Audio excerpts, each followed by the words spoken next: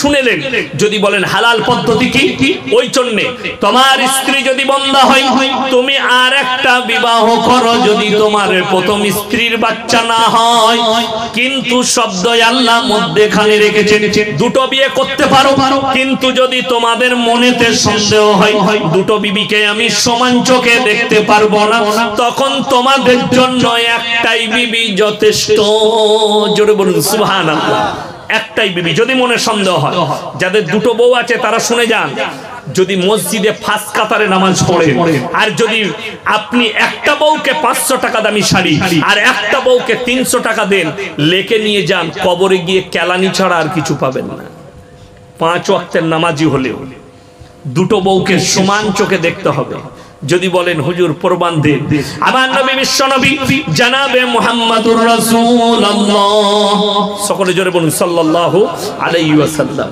নবীজি নিজের হুজরাখানায় বসে আছে 9 জন বিবি একসঙ্গে হাজির হলেন ইয়া রাসূলুল্লাহ একজন বিবি দাঁড়িয়ে বললেন আমার একটা প্রশ্ন আছে হুজুর নবীজি বললেন বলো তোমরা তো আমার স্ত্রী বলে ইয়া রাসূলুল্লাহ আমাদের 9 জনের মধ্যে আপনি সবথেকে বেশি কাকে ভালোবাসেন এই প্রশ্নটা কঠিন না সহজ বাবা পাহাড়ের মতো কঠিন কিন্তু আল্লাহর রাসূলের কাছে পানির থেকেও বেশি সহজ জোরে বলুন সুবহানাল্লাহ নবীজি বললেন এ আমার বিবিরা তোমরা কালকে ফজরের পরে আসবে আমি উত্তর দিয়ে দেব বিবিরা চলে গেলেন আমার নবী বিশ্ব নবী এশার নামাজ পড়ে প্রথমেই ঢুকলেন মা আয়েশার ঘরে আর বুকে জড়িয়ে কপালে চুম্বন দিয়ে বললে হাতটা পাতো হাতে দুটো খেজুর দিলেন আর বললেন আয়েশা আমি তোমাকে সবথেকে বেশি ভালোবাসি এরপরে চলে গেলেন দ্বিতীয় নম্বর বিবির কামরায় তারও হাতে দুটো খেজুর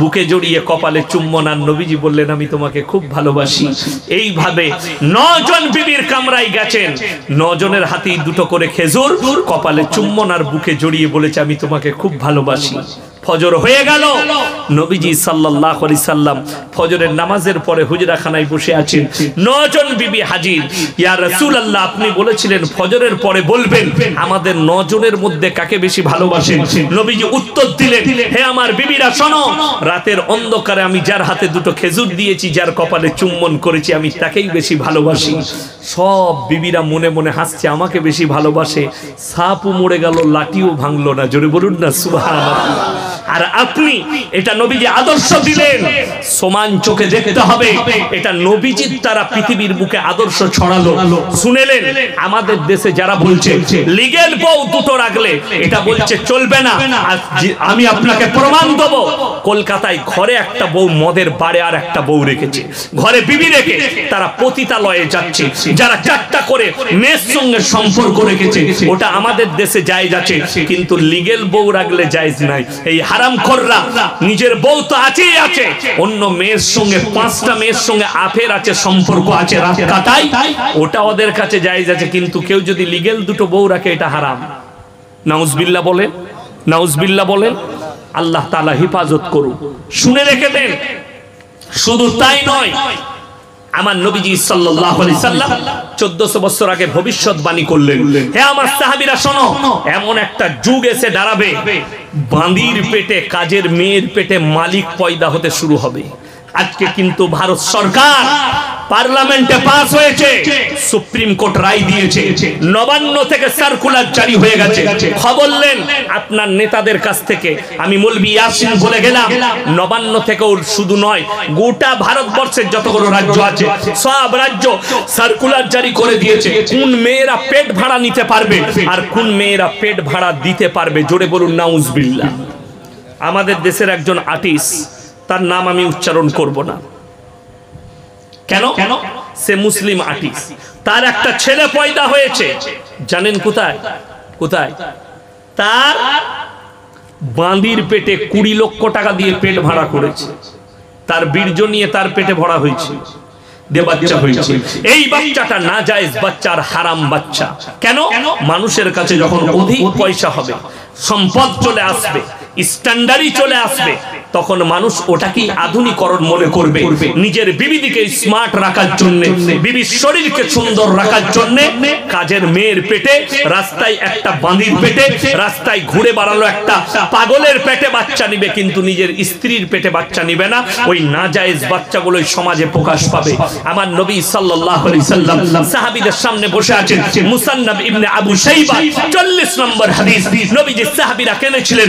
নবীজি বললেন, হে আমার সাহাবীরা শোনো, কিয়ামতের পূর্বে মসজিদগুলো নামাজিতে ভরে যাবে, নামাজি ভর্তি হয়ে যাবে। সাহাবীরা বললেন চোখের পানি ফেলে, ইয়া রাসূলুল্লাহ, সেই নামাজিরা কেমন হবে? মুসান্নাফ ইবনে আবু শাইবা 40 নম্বর হাদিসে হাদিসটা নবীজি বর্ণনা করেছেন। সাহাবীরা বলছেন, ইয়া রাসূলুল্লাহ, সেই নামাজিরা কেমন হবে?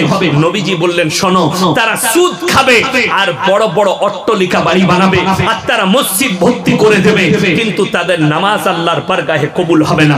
বড় বড় শপিং মল আর মার্কেট তৈরি করবে আর তারা সুদ খেয়ে নিজেদিকে বড় লোক বলবে আর তারা মসজিদে গিয়ে নামাজ পড়বে। এটা মুসান্নাফ ইবনে আবু শাইবা 40 নম্বর হাদিস। আপনার চোখ দিয়ে পানি আসা দরকার। এমন একটা যুগ আপনার সামনে আসতে চলেছে, আপনি অনুভব করতে পারবেন না। কেন্দ্র থেকে রায় দিয়ে দিয়েছে, এরপর থেকে মুসলমান নয়, গোটা ভারতের যতগুলো নারী আছে তারা 5 মাস পর্যন্ত পেটের বাচ্চা নষ্ট করতে পাবে, কোন রকমের অপরাধ নেই। কলকাতা টাউনে যতগুলো ডাস্টবিন আছে, মালঞ্চ বাজারে যে ডাস্টবিন গুলো আছে, এইগুলোতে আর ময়লা থাকবে না, এইগুলোতে ভ্রূণ আর বাচ্চা থাকবে। রাস্তাঘাটে ব্যভিচার করবে আর এরা অবাধে বাচ্চা নষ্ট করবে। আর ওই ডাস্টবিন গুলো হসপিটালের ডাস্টবিনে রক্ত আর পুষ থাকবে না, খালি ভ্রূণ পড়ে থাকবে।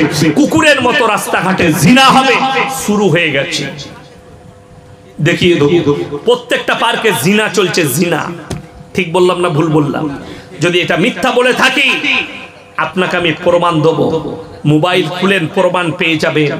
আজকে হাজার হাজার মুসলমান যুবক কলকাতায় পড়াশোনা করে, হোস্টেলে থাকে, তারা ঈমানও ধ্বংস করছে, নিজের যৌবনও ধ্বংস করছে। বড় কষ্টের বিষয়।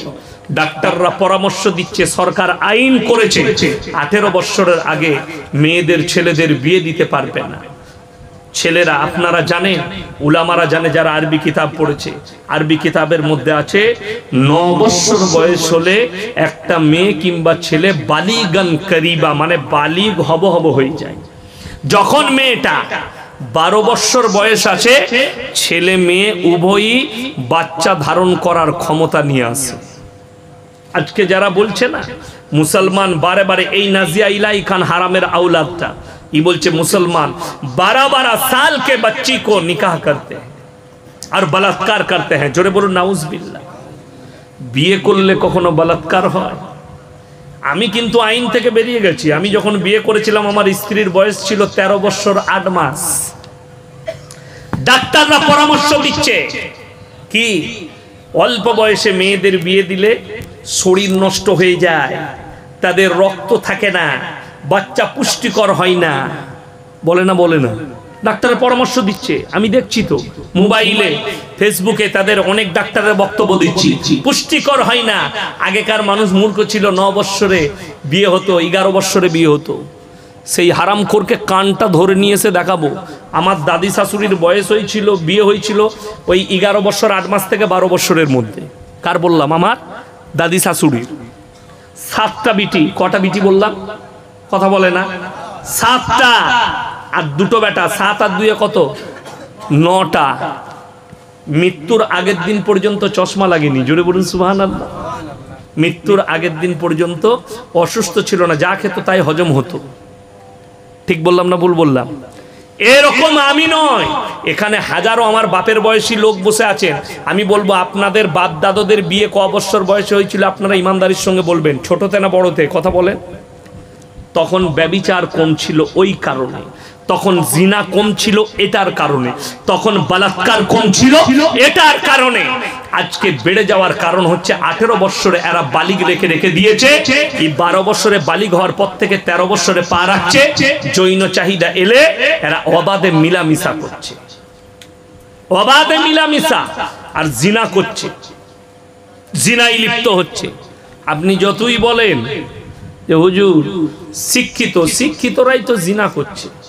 যদি বলেন আপনি শিক্ষার বিরুদ্ধে, না, আপনার ছেলেকে এমন একটা আদর্শবান স্কুলে দেন, আলামিন মিশনে দেন, যেখানে নামাজ হবে, যেখানে কোরআন পড়তে পারবে, যেখানে সে ভালো মন্দ শিখতে পারবে, ইসলামী কালচারে থাকবে, আলামিনে দেন আপনার ছেলেকে।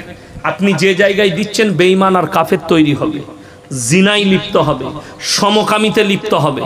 যদি বলেন আপনি শিক্ষার বিরুদ্ধে, 100% না। অবশ্যই আমারও মেয়ে স্কুলে পড়ে, আমি কেন শিক্ষার বিরুদ্ধে হতে যাব? আমারও ভাই পড়া স্কুলে পড়ে, মাদ্রাসাতেও পড়ে, আমি কেন শিক্ষার বিরুদ্ধে হতে যাব? আমি শিক্ষার বিরুদ্ধে নয়, শুনে রেখে দিন, তোমাদের আদর্শের বিরুদ্ধে আমি, তোমাদের আখলাক আর চরিত্রের বিরুদ্ধে আমি শিক্ষার বিরুদ্ধে নয়। তা না হলে আমি বললাম কি করে যে আলামিন মিশনে ভর্তি করো তোমার সন্তানকে? এখন মুসলমানদের সব থেকে সেফটি প্রতিষ্ঠান আপনাদিকে বলে যায়, ছেলেকে যদি বাঁচাতে চান একটু টাকা খরচ এখানেও হচ্ছে, ওখানে একটু বেশি হবে। সব থেকে সেফটি প্রতিষ্ঠান যেখানে নামাজও থাকবে, কোরআনও থাকবে। আপনারা মনে করবেন হুজুর বলছে, যখন হুজুরের মনে হয় আলামিন আছে। আমার আলামিন মিশন পিছন নাই, আমি ওই জিনিস নয়। আমি মাদ্রাসা চালাই, আমি মাদ্রাসাওয়ালা লোক, আমার মাদ্রাসা আছে। আমাকে আমার মাসায় ছেড়ে দিবেন ফ্রি, 1 টাকা লাগবে না বোর্ডিং ফি, কিন্তু আলামিনে যাবেন পয়সা লাগবে। আমি কয়েকটা আলামিন মিশন আমি ঘুরেছি, কয়েকটা, সব জায়গায় ঘুরে তারপরে কি দেখেছি জানেন? পরীক্ষা করে নামাজ আছে, রোজা আছে, দিনদার আছে। আমার বর্ধমানে কাঁটাদিঘি মিশন আছে। কাঁটাদিঘি মিশনের যিনি মালিক আছেন, আমার সঙ্গে বন্ধুত্ব আছে, কথা হয়। এই আপনার খলতপুরে আলামিন মিশনের মাহমুদ আলী সাহেব আমার খুব ক্লোজ লোক, ফোনে কথা হয়, অনেকক্ষণ গল্প করি। উনি আমার মাদ্রাসাতেও টাকা দেন, আমার অন্য একজন শিক্ষক যায়, আমি যাব করে উনার বাড়ি মুলাকাত করতে যাওয়ানি, বেচারা খুব অসুস্থ। আমি দোয়া করি আল্লাহ উনাকে সুস্থতা দান করেন। তো আমি এই সমস্ত আলামিন মিশনগুলো দেখলাম। এখানে আপনার সন্তান গেলে নামাজও থাকবে, যে ছেলে নামাজ পড়বে, শুনেলেন কোরআনের একটা আয়াত, ইন্নাস সালাতা তানহা আনিল ফাহশাই ওয়াল মুনকার। নিশ্চয়ই নামাজ এমন একটা ইবাদত, মানুষ যখন নামাজ পড়তে লাগে ভালো কাজের দিকে নামাজটাকে নিয়ে যায়, খারাপ কাজ থেকে অ্যাভয়েড করে দেয়। জোরে বলুন সুবহানাল্লাহ। আমার মুসলমান ভাই সবাই হাত তুলে বলুন, কে